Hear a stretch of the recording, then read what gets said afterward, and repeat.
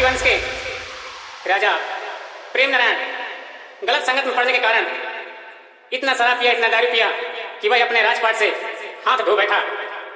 इस गीत के माध्यम से और करने जा रहा हूँ। सीधी के पान राना बाना मोती के दाना कौन भी नहीं रू। सीधी के पान राना बाना मोती के दाना कौन भी नहीं रू।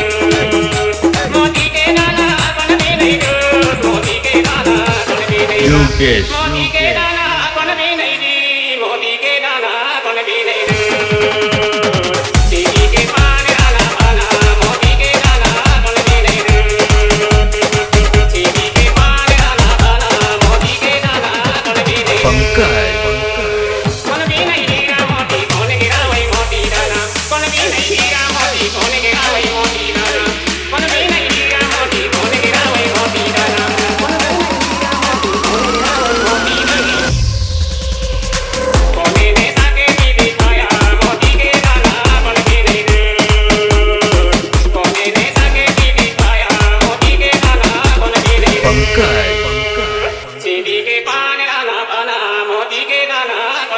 Lucas.